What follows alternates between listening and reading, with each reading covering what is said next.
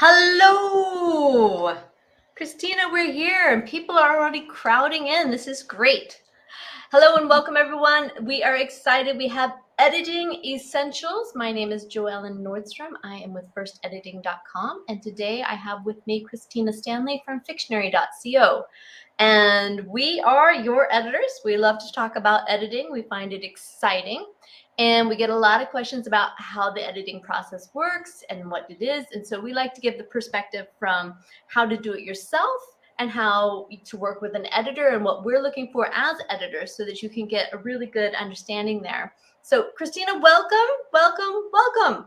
Hi, JoEllen. So happy to be here again. I don't know how many videos you and I have done together, but it's a lot. I think we got to be over 100 now. Like, it's a lot. Exactly. It's quite a few, and we've been doing these, and of course you can check us out on our YouTube channels, both Fictionary and FirstEditing.com. We've done a lot from the 38 story elements, which we put out over 38 weeks. That's almost a full year in itself. We've done the book editing basics was one of our recent ones at the end of last year. Yeah. And now we're doing editing essentials. So this is really good. So please subscribe to the YouTube channel, subscribe and follow on Eventbrite, both of us.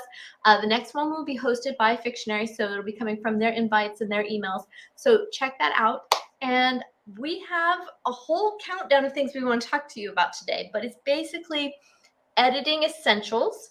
Let's take a look here and see who all has joined us. 1 second here. We have lots of comments flying in and greetings from everywhere from Indiana to Los Angeles. Let's see here. Montreal, Canada. You got to mention Canada. San Diego, South Africa, Canada, Cranberry, New Jersey, Atlanta, Georgia, so much more.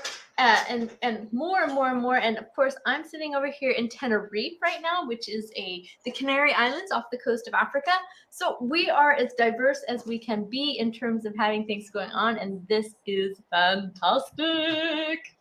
All right. So Kristina, let's talk a little bit about what we're going to cover today. We got 10 steps, right? Of the whole process. And I forgot to put it in there, but we'll send it on the repeat play. We actually have an ebook that we did about your editing journey, and we'll throw that in and send it to everyone so that they can take a look. There's a lot of work, so it's really good if they're reading it, and they're all here. Oh, we have more. Australia, woohoo, Egypt, Paris, Canada. That's fun. So a lot more checking in here. This is really exciting. So Kristina, you want to walk us down through the top 10 steps, and then we'll start one by one.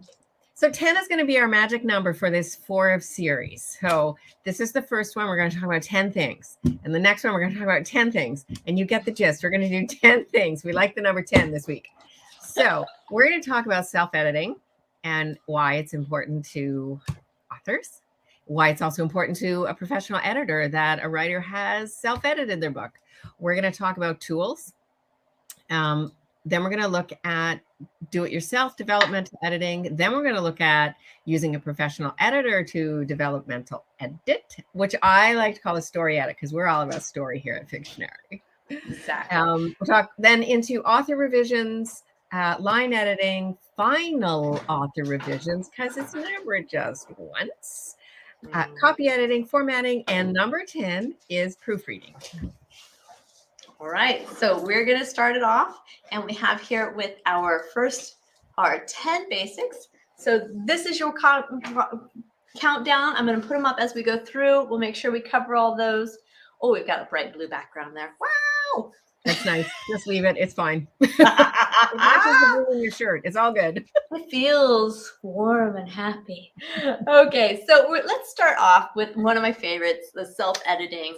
And I've been doing for over a year now self-editing seminars with Pro Writing Aid if you're not using their tool, and talking to Kristina a lot about how to use her tools and these online softwares to basically do all the self-editing that you need. So let's walk it through that a little bit. The self-editing is, at any point when you have a full manuscript, I mean, you agree with me, right, Kristina, here, that once we have this outline, this plot, and we're filling it all in, we're ready to start editing if we're done or into the next phase out of our creativity.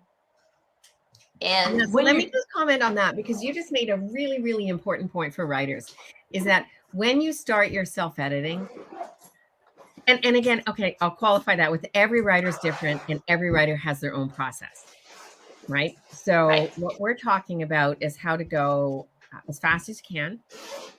And, if you're a plotter or you're a pantster, or I heard a plantster the other day, which is in between the two, doesn't matter. But before you start, the first step in your real revisions, you need a draft and you need a story. And to have a story, it means that you have to have an inciting incident, plot point 1, a middle point, a plot point 2, and a climax. And they all have to do key things, and they all have to be in generally the right place in a story. And when you have that, then you're ready to start your self-editing process. Right. And the good thing about learning to self-edit is that it really helps you, one, to become aware of your strengths and weaknesses. It makes you a stronger writer. And it also, one thing that I love is it makes it easier for you to communicate with your editor. So when you're asking for something, you have the words and the descriptions and the definitions that you need to help us zone in a little bit more. So when you're self-editing, there's a lot of things you do. There's the basics of reading it out loud and reading it backwards and those kind of things. But, there are so many great, fantastic online tools now. And that can be software, that can be, the online tools that you download, whatever. So it's really, really great to start using these. And of course, I love to talk about Kristina's because we have the storyteller, which is working there, and it allows you to pop it in and show what's happening in your story and get a visual. So it's really important to understand the basics of, looking at your story arc, looking for those 5 key scenes, looking for the pacing and the balance, the characters, the plots, the settings, and looking at them every scene by scene by scene by scene by scene. And at this point, if it is your first round self-editing, then you are on this developmental high-level story edit. You're not looking at the grammar, spelling, punctuation, commas, the apostrophes, those little nitty-gritty things that we'll get to later. I'm sure you're all very excited about. So Kristina, a little bit, you put a lot. I just want to kind of put this out here. I mean, I talk about it because, our company has editors. So I like to tell people how to edit as an editor.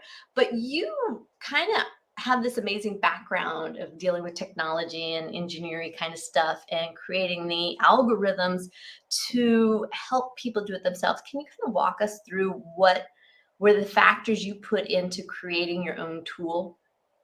Yeah, I'll make it super short because that's not really what people are here for. But well, everybody wants to learn how to self-edit and go through the editing process, right? And how to work with an editor.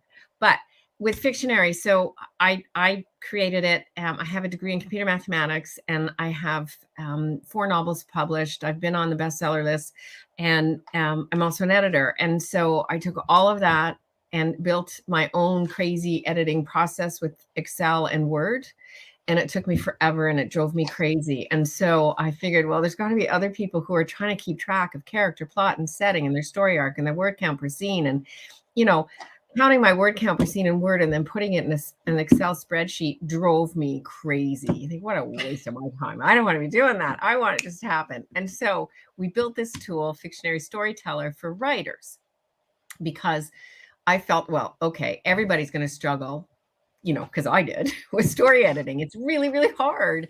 And not everybody wants to spend years and years and years and years learning how to do it and reading hundreds and hundreds of books. And so I wanted to build something that sped up the learning process to help people how to edit their own story. And I listened to a really interesting thing by Malcolm Gladwell on his 10,000 hour theory. And he did this video afterwards, not that long ago, about, and he used an example that it used to take 10,000 hours to become a really good chess player. But now the software online is teaching people how to become chess players so quickly. And so you don't need that time anymore. And that's what I'm hoping Fictionary will do for editors, for writers first, that they don't have to spend all that time learning how to story edit just to tell the story they want to tell. in a way that's going to resonate and they'll get lots of readers. So it began with that. And then we got enough pressure from editing people who wanted a product for professional editors to perform edits on someone else's book. And so that followed along. Right, and that's where we came in. So, I mean, we've gone from self-editing, which are some of the ways, and this is really the first step that you need. Now we're kind of already crossing over into step 2, which is the tools that we're talking about here. And I did want to mention that there's methods and books and software, and we did do that prior in the previous Eventbrite series, which was the book editing basics. So at the follow end of this, I will send out the links and we can hook you up so you can talk about, because we did talk about how traditionally, you know, the different books out there, and basically the library you can read about how to do this, the Excel process, the different charting and maps and different things that they've done, and how now it's evolved into, you know, different onware tools and software and algorithms that are out there, you know, just basically, you know, being that little helpful person and helping you along the way, from correcting your grammar, spelling, punctuation, but also now to these bigger, more elusive kind of things, like finding the key areas of your story arc and showing them that. I mean, that's really what it does. So it's very essential to use these tools, and we use them as editors ourselves to make sure that we don't overlook anything, because you can get so caught up in a story and the feel and the emotions, but you also need to remain objective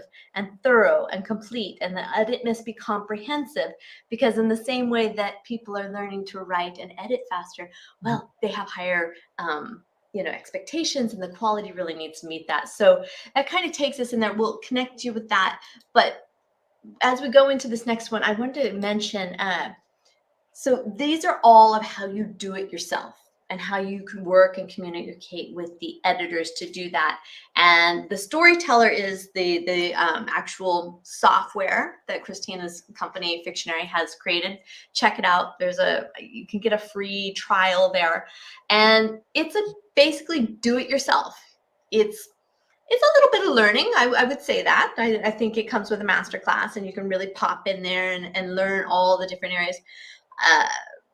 But it's amazing. The more you invest in writing and editing, the better writer you become. And the easier it is when you are doing the self-editing, which is going to save you money, because professional editing is not cheap. It's like plumbing and doctors and things like that. And there's a reason for that. It takes a long time to story edit a novel. It does. So it's expensive, and it takes a lot of knowledge. A person who's performing a professional story edit really needs to understand story. And you know, with Storyteller, I don't like doing the drudgery parts of writing. I want someone to do that part for me. I don't like drawing stuff. I don't like using yellow stickies. I don't like using whiteboards. I like to see, I'm a computer person. I like to see stuff on my computer. And so I wanted the tool to take the drudgery out and to keep track of things for writers, and to teach them as they go, so that you can learn what it means to stay in point of view per scene and become really good at it. And then you can do whatever you want with point of view. When you're really practiced, you have full control, off you go and do whatever you want with point of view, but first learn it. And so it's really important when self-editing that the writer makes decisions on why they're doing things, and not just have them happen in the story. And if you're a pantser like me, quite often your first draft, you wrote this story you love because that's what you wanted to write. But when you look at it from the perspective of how readers like to read, which literally has not changed since the beginning of stories, there is a way to tell the same story, just structuring it differently, so that it's following what our human brains love to experience a story just in the same way. And you know, for self-editing, it's really important to understand what a good story is. And if you want to sell it and you want it to be widely read, if you're just writing because you like to write, that's great too. You know, that's fine. I'm not saying that's not okay. That's fine. But if you want a widely read story, then you need to understand story. And by self-editing, you learn it. And when you learn it on your first draft, and you do it on your second draft, third draft, seventh draft, however many drafts you do, when you write your next story, it's going to be ingrained in your head. And your Mm. next story is going to be easier and faster to write because you will know things like at every new scene, I need an entry hook. I need to tell the reader where the character is and who's got the point of view. And what's the other one? Timing. And what's the timing of the scene, right? So Right. that's ingrained in your head. And that's part of the value of self-editing is it's in there. Once it's in there, it's there. And so you can then really start to write your stories quicker. And then the next time around, you're going to edit it quicker because, again, it's all there for you. So I, of course, am a huge believer in do-it-yourself editing. I'm also a professional editor. I also train Fictionary certified story coach editors, which all of the editors at FirstEditing are trained for. And so I also believe that professional editing has a place too, right? But Right. it's, and the two just work together so much better if the authors put the time in to really understand how to edit. Right. And I think the cool thing about this is, again, it's a process. I'm all into yoga, and I really believe the whole theory and philosophy of stay in the process is part of writing, it's part of editing, because you're not going to learn it overnight, and you will break rules, but if you do it right, it's okay. But you have to know the rules, you have to learn the positions, you have to figure out how this all structurally goes together, and that takes time. So, and some of us are very devoted trainees and yogis and all of that, and others, take long breaks or show up on a weekend or do a retreat where they can drink lots of wine in combination with it. And all of that's fine. All right. So, but the good thing is when you have that little reminder again and again and again, it's like using any other tools. We have a pro writing aid is sitting in there, and it's just kind of telling you, look, again, you missed the comma, you missed this, you did whatever, you're using the sticky word.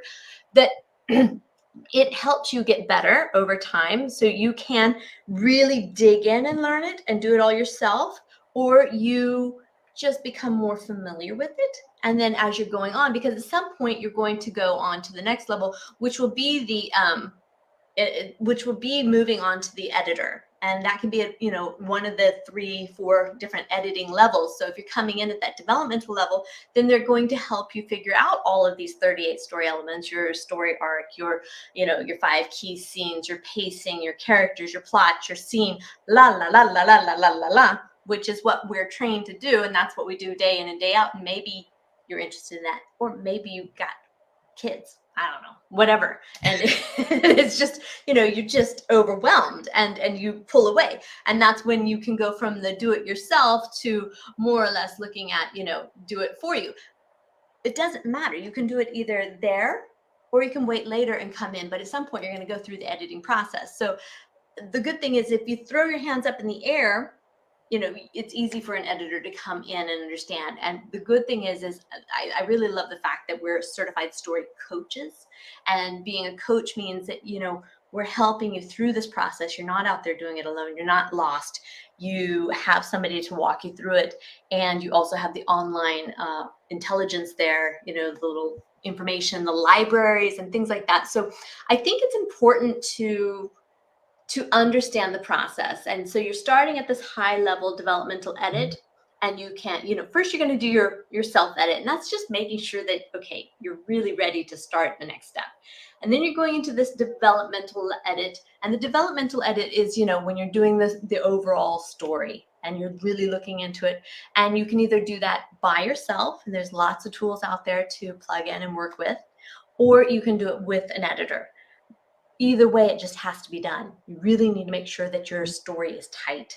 And that's why we're here today is, we want you to ask the questions, what is an editor looking for? What are they doing at this level? Because at the developmental level, as Kristina was mentioning, we're looking through all how you're entering and leaving each scene, how your storyline, how everything comes together. Your characters, are they fully developed? Your point of view, what are their goals? What are their motives? How is this revealed? What are the beats in this overall path? And are you hitting all the beats at the right time, so that your readers are satisfied, your readers are engaged, your readers like or really hate your characters, whatever it takes, but they care, they're involved, they're either rooting for them or against them, whatever it may be. So those are important things to be doing. So we have the do it yourself or the DFY, either way. And those are very important. If you're going to deal with those, as Kristina mentioned, certified story coaches, that's what we're doing. And there's, of course, some authors are now taking this themselves because they are the overachievers, super duper steady people that you love. And I think that's great. And then they come to me looking for a job. Hey. That's okay. So you get good employees. Nothing wrong with that. It's fantastic because then we know that they get it. And I think this is really great. So as we're going through this, then after you do that developmental edit, because there are these steps, and we'll go deeper as we go into the next series, but after you've done the developmental edit and the story is tight and the characters are good and strong and there's no big plot holes and it's consistent, then we're going to go into that line editing phase, which is, if you've done it all by yourself and you're ready, you can go straight into that, or your editor will do the work for you and then you can go into the next level. And the line editing is revisions, revisions, revisions, and more revisions, the small tweaking, the polishing, and then we can talk a little bit about that.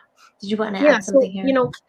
Before an author does that, right, it's really tempting to do that while you're doing your story edit. Of course. If you can control your editing side, you will be much faster at your revisions, because what happens when you're doing a story revision is you'll move scenes around, you'll delete scenes, cut scenes, add scenes, split scenes in half, you'll have new characters, you'll have a new plot line.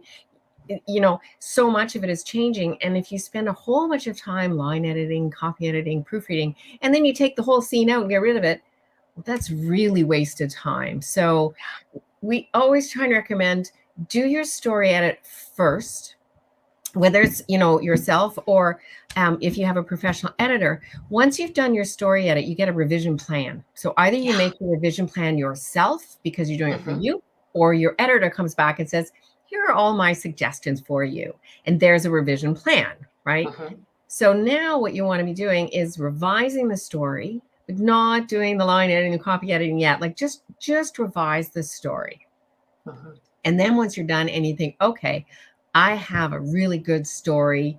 It's, somebody, they could ignore the typos and a bit of the prose and stuff. They're going to go, yeah, okay, I like the story, right? Yeah, I'm drawn into it. I care. I want to be there. It's good stories that sell a book. It's not perfect grammar and punctuation. You have to have that in the end, but you can have a terrible story with great prose and great punctuation. Nobody cares. You need that story first. And you don't want to be wasting time because you want to write that next book and the next book. And so shortening the process is really important in the author revision process. Right. And I think it's really important to understand that you can't hop over this area of looking at the story primarily, because there are millions of people out there typing right now and they're all using these tools. And as Kristina just said, and as Malcolm Gladwell pointed out, that, we're getting faster, we're working super fast. And there are eager beavers out there who, the 12-year-olds who are just writing the next Harry Potter for fun. And it's just going to happen. And they have all the tools to show them how now. So it's really making sure that you have what you need. Now, some people love tools, some people hate tools. So it's up to you. You need to figure out what works for you, but don't ignore them. There's so many easier ways of getting things done nowadays that it would just be ridiculous to sit here and to use the old Excel and cross-reference in papers and books and whatever. So as you go in, sorry, go ahead. Say before we go on. So Richard is asking, how do you feel about storyboarding? Storyboarding is great because it can be really visual. And it will help you visualize your story. You can move things around. You can take stuff out. You can, it's a tremendous tool for whether. So I think people should storyboard whether you've outlined first. So some people storyboard at the outlining stage. Great. Then you got to do it again when you do your first revision level. Now you've probably written something a little bit different. So you want to update your storyboard. If you've written a first draft, you can do a storyboard based on that draft.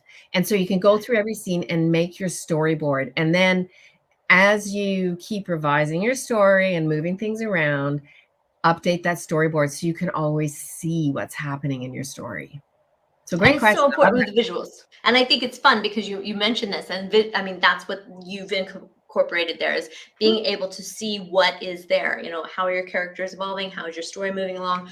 What beats do you need to hit along that from point A to point B to make it successful? So absolutely, we love it, and we'll keep going. So once you're doing this, then you're going to the revisions, and this is where you don't really bring in the beta readers, and people have different opinions on where we want to bring those in. Kristina, maybe you want to share your opinions, but when you're doing your revisions, you want to have it crisp and clean so that they're not beating you up over the commas and punctuations and the continuity and the cleanliness. So you don't want to do this early, but at the end of your revisionary stage, before you go into that final copy edit, that's where you might want to get some opinions from people that you trust, who read the same genre, who are qualified to give it and treat you nicely but professionally. But not as nice as your mom, who says, "That's nice, dear. Well done." Exactly. I'm so proud of you. No, so great. it's always like that. You never want to have them edit or review your book because it's always going to be great. And when you don't get the golden star from Harper Publishing or whatever, sorry, mom said it was good, doesn't suffice. So we really need to move along with that. But you're going to go with. So I'll just make a couple of comments on the beta reading. So for me, I made relationships with my beta readers over kind of 3 years. It took me a long time, and I use them at different phases in my writing. So I have a beta reader who's really good at character motivation. She doesn't know anything about punctuation and grammar and stuff. So she can be an early beta reader because she'll read over every typo. And anyone who knows me, as I have typos everywhere. I just am a typo person. That's me. So she could overlook that and early on go, why would that character do that? I don't believe that motivation. And that was her thing. And then I have another beta reader who's good at the overall story and can find plot holes. So for her, I wait till later once I've got the whole thing written. And then I have a beta reader who is outstanding at proofreading. And so I save her till the end because I want to make sure I've done my whole story. I've gone through all my different editing types that we've talked about and done my own proofreading. And then she's finding the things that I've missed. And I love her for that because she's just got an eagle eye. So you really have to, you got to decide what you want from beta readers. It's like JoEllen said, is a wide open topic. You can go so many different ways with them.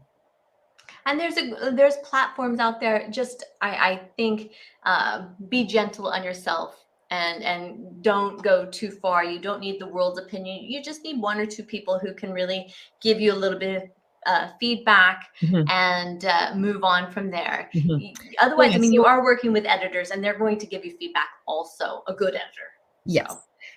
So Rich is now asking, okay, how many beta readers do you recommend? And various skills are good. So it depends. One thing that's tricky is if you give one version of your novel to too many beta readers, you can lose track. And let's use a tool like Beta Readers, is an actual tool that keeps track of who's commenting what and where, and you got 5 comments on this paragraph, maybe you want to pay attention to it, that kind of thing. Too many can be more difficult for you. Too few, one person says, well, this is boring, but it might be hugely exciting to somebody else. So you need to find that balance. And for me, it was really about trusting the people who were giving me the feedback and not just having beta readers for the sake of beta readers. And then do I rush the beta reader time? No, but I give them a time frame. So I'll say, I need it done in 2 months or 3 months. Can you meet that? And if you can't, please tell me now, because I've got my whole schedule following it. And it also depends on the level of beta reading, how much time that person has in their life. But I do make a schedule up front, so it's really clear. And people generally tell you, yeah, no, I'm going to Hawaii, so I have no time for you. And you think, okay, great, thanks, I'll move on to somebody else. This last year has been great for getting beta readers, by the way, because people aren't traveling. There's no Hawaii I know, I mean, not and exactly. not in general, not in huge amounts, but hey. So, okay, great. So, get those beta readers in there. And again, we're just kind of briefly going over because we have 10 today, and we're going to go next, the next session, which is on March 10th. We'll go into high level editing on a much deeper scale here, but we want to cover the general journey and process. And like I mentioned, we will send you the ebook so that you can read through this and dig a little bit deeper. Feel free to keep posting your questions as we go. So when you're in the line editing, that's when you're doing the revisions, you're smoothing it, you're making sure that it's consistent, it reads well, that it's really the editing with more of the syntax, more of the style, more of the grammar, spelling, punctuations, those kind of things going on. And again, if I haven't mentioned it, in the same way that you have a certified story coach or, a developmental editor working on it at the high level, it's really great if you have this luxury of having a specialized line editor in your genre also, because they're going to look at it in a different perspective. So, and they're going to edit in a different way. So it's really important as you learn to go through the editing that you understand the stages of editing and the levels that they're involved, and the differences in the type of editors and the differences in the type of services they're providing, and the differences of what you're focusing on, even when you're revising. Like Kristina mentioned, you're not looking at your commas when you're on a developmental edit, you're looking at the story. But when you get down lower into the copy editing, then we're really making sure that it's tight and it's going on. So I need to correct you. It's March 15th, 2 p.m. Eastern is the next one, not March 10th. Okay. So there. You've been corrected. Okay. I was sure we said the 10th, but we'll put it out there. Okay. So, and when you're doing the editing, one of the things we mentioned here, and I think I put in, you had, when we went through the training, doing our story coach training for all the editors at FirstEditing, and we were doing the developmental edit. I think this is a good point to put in here. I just put it in. Sure. The insider's view of editing, you compiled all of our editors' styles of editing, what they looked at, how they tore it apart, what their summary letters looked like, where the adjustments were made on the exact same manuscript for 13 plus editors at that time. Mm-hmm. So you have this available. Tell us about where we could find that and see.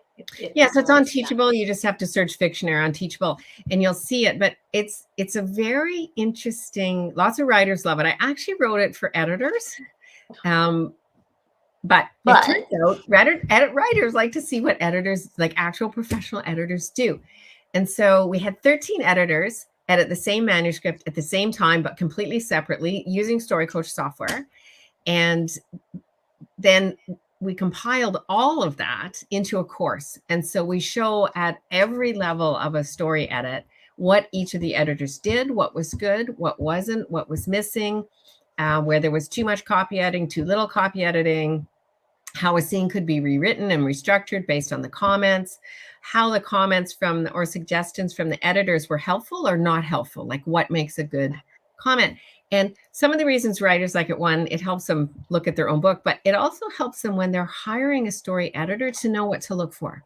And so they understand, okay, at the story edit level, this is what I'm paying the big dollars for, is this kind of expectation. And so it's normally $99, and so for this we put it on for $39. So JoEllen in the replay, she'll stick the coupon code in there. Absolutely, it's actually FirstEditing 39, if I remember. I think so.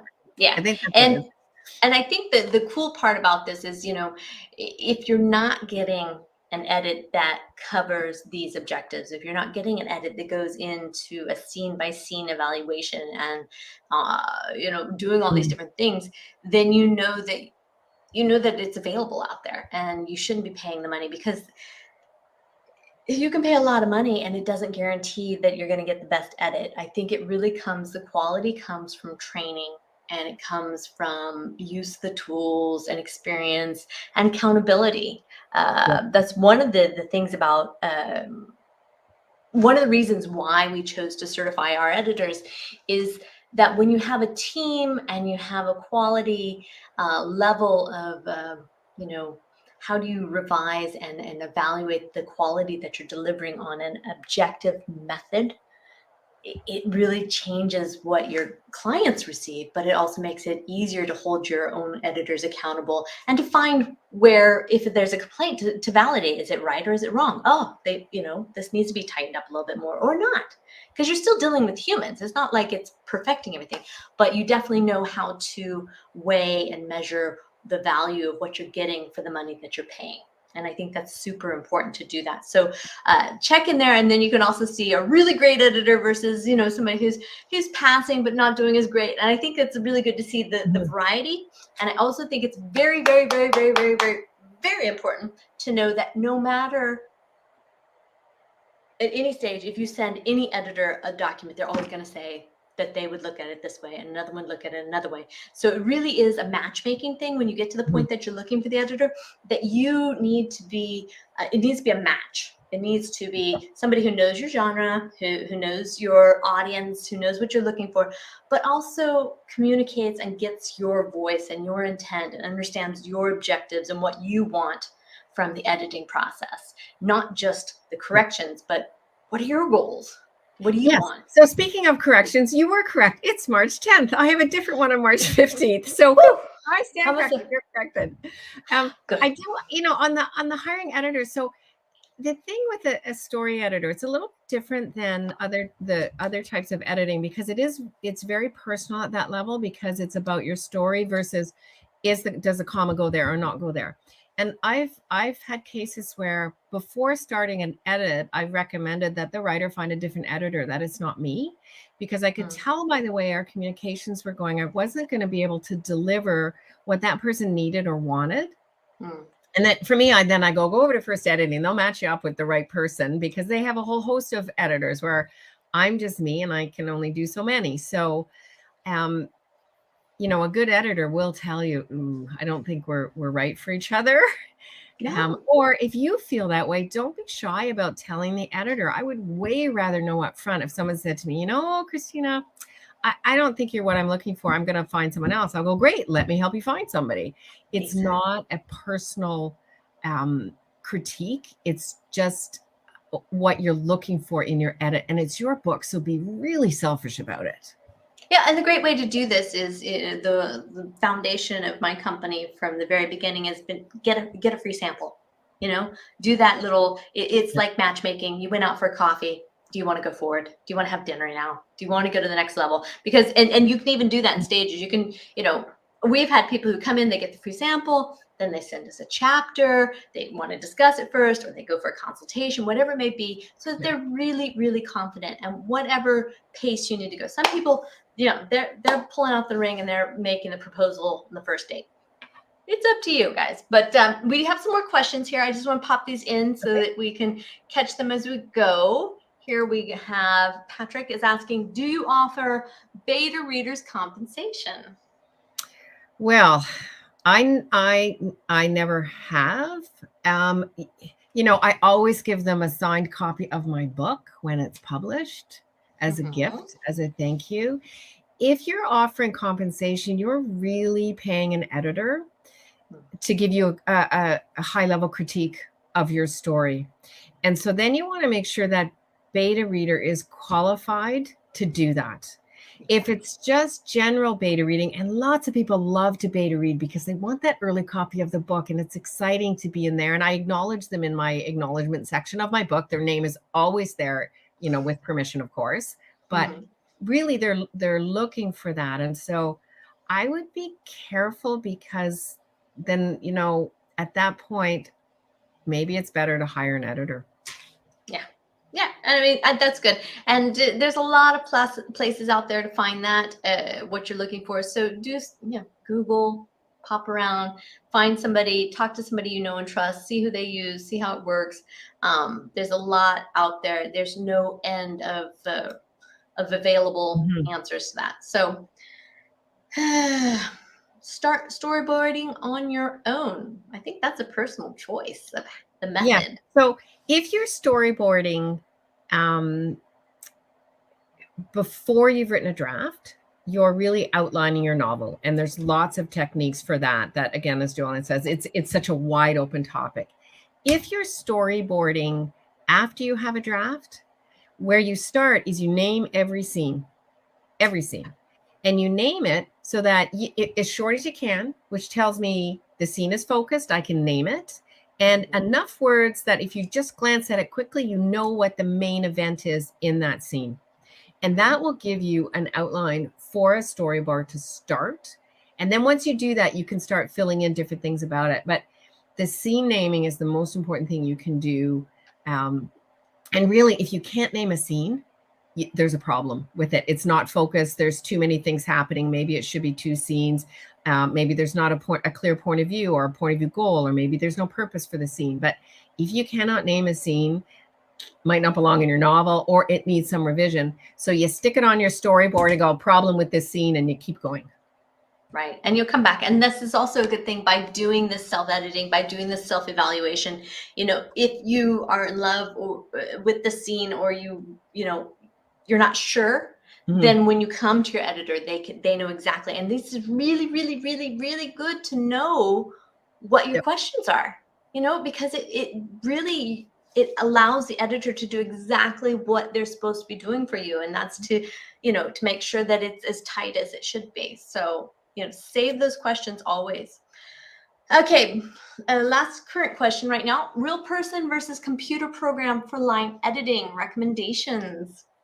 Real person. Well, I mean, by the time you get to line editing, this is probably, if you haven't already worked with the developmental editor, it's really, you're going to need a professional editor at some point, right? That's my opinion. You don't have to use my editors, but somewhere, somehow, at some point, you really want to make sure, because again, the competition's just too high. You need to make sure it's tight. So if you haven't used a developmental editor and you've used the softwares and all the tools and you've gotten it all climbed down, this is the best place to put your money in terms of editing and your investment. If you haven't, and there's a price difference between line editing and developmental editing, and it's just like this. So if you've been able to save your money and learn and do all that yourself, that's great. Then the line editing would go on there. There are programs for editing, but most of them are a little bit more basic in terms of copy editing. They're more style, grammar, spelling, punctuation, syntax, because it is difficult. It is difficult to be correct, but line editors do specialize. Did you want to add to that, Kristina? No, you're the line editing specialist, not me. Okay, so I've noticed now we're getting all these little things coming up. I'm just going to show them on there, and we'll continue with our next level. So after you get through the line editing with an editor, which is what I recommend, then you're going to go through your final revisions as an author. So, you've been revising, you did the big revision, now you worked, because now you've switched your brain cap. You've gone from, okay, is the story strong, to how am I presenting? How's my style? How is everything following right? Does it flow? Does it, is it correct? And you're doing your final revisions there. And then you're going to go into... Maybe just clarify there, because it might be confusing. Lots of people consider copy editing and proofreading revising. So maybe just clarify why you're saying this is the final author revision, but we're going to go on to copy editing and proofreading. Right. The author is doing the revision. So this is when you're making the major changes. This is when you're allowed to, change a name, move a person, the place, fine details or styles or whatever it may be.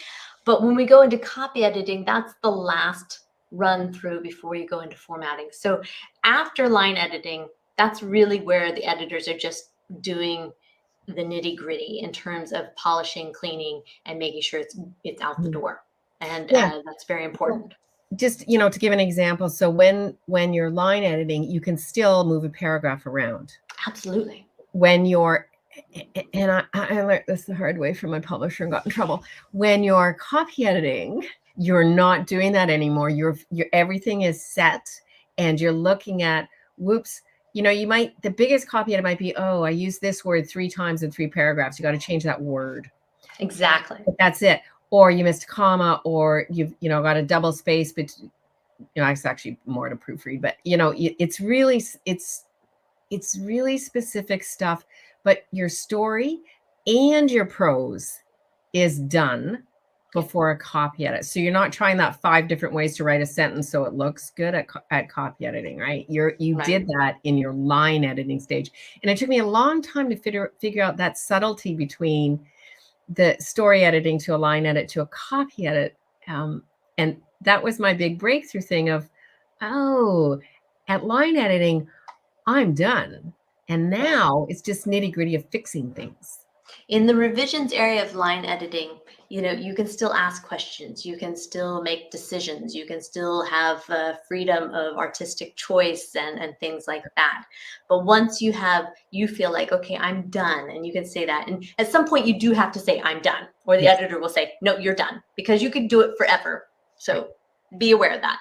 But at some point you have to draw the line and say, okay, now I'm shutting this door. Unless somebody tells me that this really needs to go back, I'm shutting doors open and close, but I'm shutting this door. And now I'm going into copy editing, which means I, as the author, think that it is complete, and I need you to approve it before I upload it into, the formatting stage. So the copy editors are way different from developmental story editors, because they are looking at the grammar, spelling, question. This is when you get the horrible, the grammar police coming in and looking at the things and doing stuff. They're not horrible. They're helpful. They're very helpful. They're maintaining the rules in our society, and they're making sure it makes sense to all of us. So it's very important. But when you should not be arguing with the copy editor to an extent. You may get to choose to accept or reject their tracked changes that they've made within the document, and you should review every single one, because they're still humans. Yep. So you want to make sure that it's still going to be your name on it, not theirs. Yep. So we have to say that, but you're no longer going to make big decisions. And if you are arguing with them, maybe then you're either working with the wrong person, or you're in the wrong level of editing. You weren't ready for this level. And a good editor won't let you get less than what you need. Right. That's true. They'll send you back. I just want to give a little personal story here with copy editing. I have had a bad editor for the copy editing phase, and there were 22 errors introduced into my novel in 17 pages through a publisher.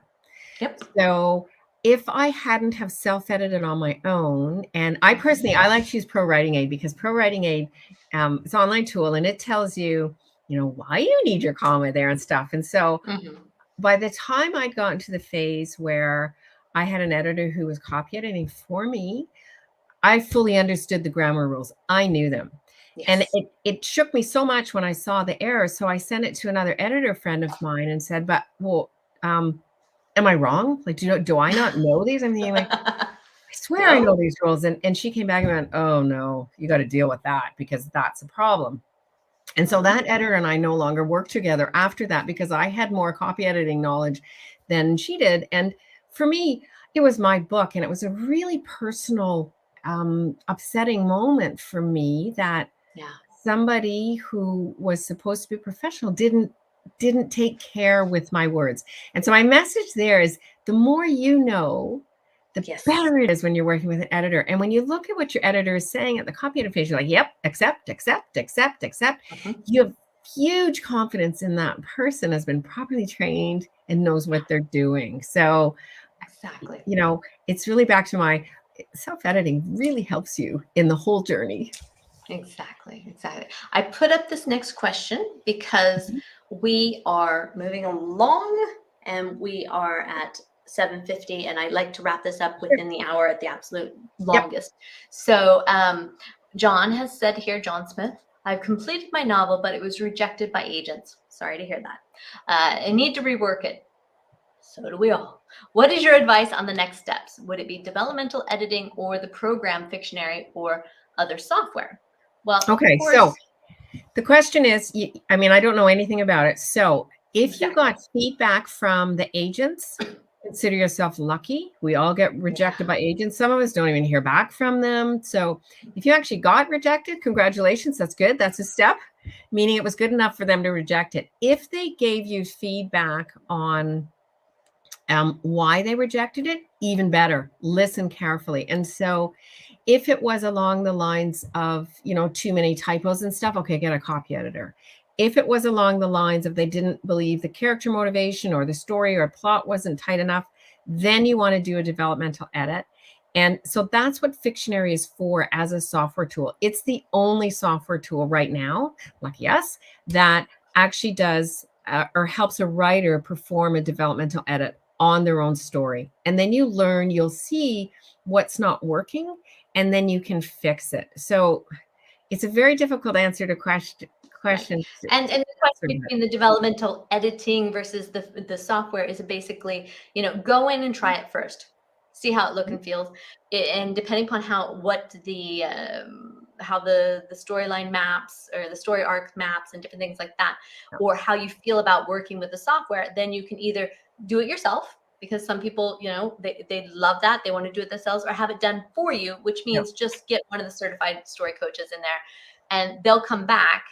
And then the good thing about working in the system that we have here is that, it's so easy for us as editors to present what we've done, and you can go through and you can logically click off and say, okay, I've reviewed everything.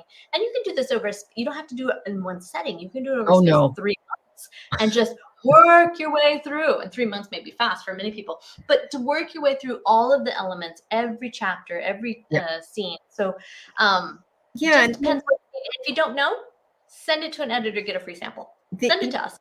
The thing too, I've saved every developmental edit, comment, suggestion I have, and I have them all together in one place of who said what, because it's hugely valuable when somebody else looks and goes, oh, look, these two characters are the same person. You think, why couldn't I see that? But yes, they are correct. So the first thing from an editor I learned was I didn't know how to use a comma, and now I can use any comma anywhere because I was so, oh my God, of course I know how to use a comma. What? And I didn't. And the editor taught me, because she was doing a development edit, she didn't teach me how to use a comma. She wasn't copy editing. But what she said was, Kristina, go away and learn how to use a comma. So I did. And I'm kind of geeky. So I spent 2 months and studied only with a comma. So I know how to use a comma. And that's good. That was from learning from editors, and I have all my binders from editors of, and some of those ideas, of course, went into Fictionary because you think, okay, you need to do that. Well, that's right in Fictionary. Right. So just want to wrap up these extra 2 steps here. And really, copy editing is the last edit, but people are always confused. I want to make sure we're using the right jargon and terms that people understand. It is part of the process, although it may not necessarily be editing. Going into the formatting, there's loads of online formatting now, regardless of how you're doing it. It's well worth putting it in there, learning how to do that, or there's companies and software and platforms that can do it for you.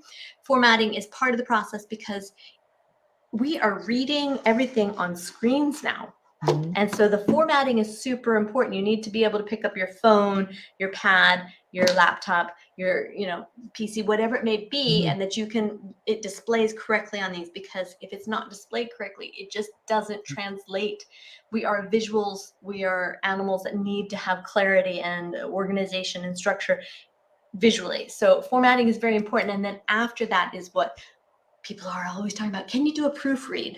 Which is the last thing, and it's done after the formatting. And this is just to make sure that it laid out there correctly, and that if somebody missed one of those commas, that there's a different proofreader who's saying, oh my God, how did they miss this?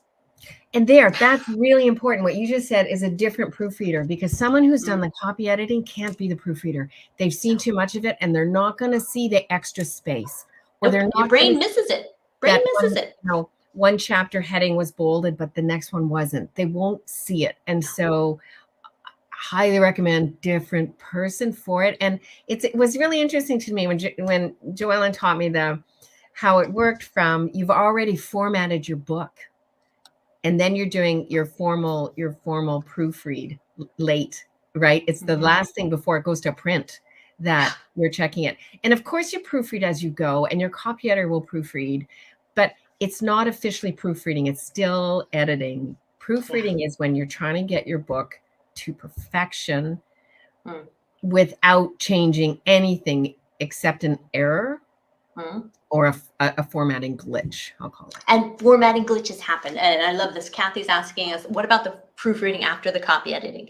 Proofreading happens after the formatting, when the final ones are going on. And example, you upload your book and it cuts off a line. Right. Just disappears. Yep. So you didn't write anything wrong, but suddenly I'm in the middle of this paragraph and now I'm in the middle of this paragraph. And depending upon fate, it could look like you just started writing gobbledygook, or it might change the meaning. Anything can happen there. So these are the important things of the proofreading versus copy editing. And proofreaders are trained. They are different. They are a different beast. It's just a different world. Right. But they're doing their job the way they're supposed to. I have another painful example of this through a publisher who, after the formatting. Please leave us your questions, folks. Go ahead. I know.